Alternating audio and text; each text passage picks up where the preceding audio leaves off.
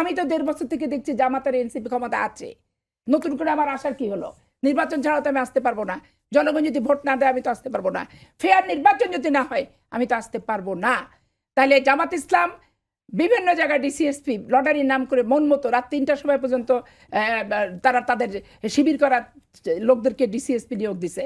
সেগুলো যদি এখন আমি জেলা ওয়ারি 64টা জেলা ওয়ারি আমি যদি পরিসংখ্যান দেখাই, তাহলে আজকে আমার ইন্টালেকচুয়াল ছাত্র শিবির প্রোডাক্ট করার সেই হাতিয়ার আমার ভাই নিজেই লজ্জা পাবে যে আপা এরকম রিসার্চটা করছে কিভাবে, আপা রিসার্চটা করছে কিভাবে। এইখানে আমি স্পষ্ট করে এই জন্য বলতে চাই যে নির্বাচন চাচ্ছে না প্রথম থেকেই এনসিপি জামাত ইসলাম। তারা চায় জরুরি অবস্থা আসবে, তাদের যে ক্ষমতায় আছে এই গেট আপটা দিয়ে তারা অনেক লাভবান হবে।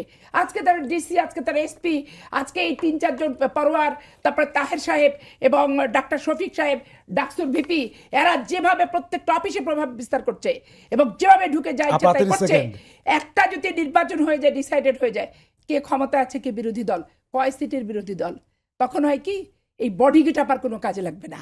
এই গেট আপটাই কাজে লাগাতে চাই জন্য এনসিপি জামাত চায় না বাংলাদেশের নির্বাচন হোক।